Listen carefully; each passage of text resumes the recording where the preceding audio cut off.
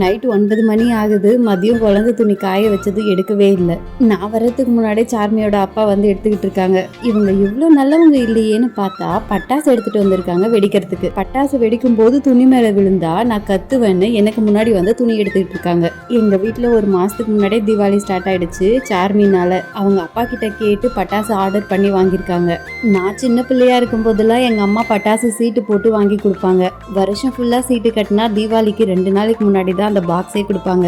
ஆனா இப்ப இருக்கிற பசங்க ஒரு மாசத்துக்கு முன்னாடியே கேட்க ஆரம்பிச்சிடுறாங்க. இவங்க வெடிக்கிறத பார்த்து எனக்கும் ஆசை வந்துருச்சு. எனக்கு பெரிய வெடிலாம் வெடிக்க தெரியாது. மத்தாப்பு பூத்தொட்டியோட சரி. முடிச்சிட்டு கீழே வந்தா நான் இங்க ஒருத்தர் இருக்கிறனே, என்னை யாராச்சும் கண்டுக்குனீங்களான்ற மாதிரி என் பையன் படுத்து அழுதுகிட்டு இருக்கான். உடனே அவங்க அப்பாவும் அக்காவும் போய் சமாதானப்படுத்திட்டு இருந்தாங்க.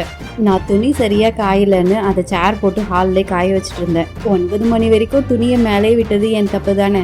இதுல பாப்பா வேற நடுவுல வந்து நான் அம்மா மாதிரி துணி காய வைக்கிறேன்னு ஆக்ஷன் பண்ணிட்டு இருந்தா. பண்ணி முடிச்சதும் நான் அம்மா மாதிரி ஆயிட்டேன்னு சந்தோஷம் வேற. 2 நிமிஷத்துக்குலாம் அந்த துணியை தூக்கி தூர போட்டுட்டு சேர் எடுத்துட்டு வந்து அவளோட பொம்மையை ஷோகேஸ்ல அடிக்கிட்டு இருந்தா. கொஞ்ச நேரம் பொம்மையெல்லாம் வச்சு ஆடிட்டு நான் லைட் ஆஃப் பண்ணதும் பொறுப்பா அந்த துணியெல்லாம் திரும்ப எடுத்து காய வச்சுட்டு வந்துட்டா. இந்த பசங்கள்லாம் வாழுத்தனமும் பண்றாங்க, பொறுப்பாவும் இருக்கிறாங்க. இதை நினைச்சு சந்தோஷப்படுறதா இல்ல திட்டுறதானே தெரியல.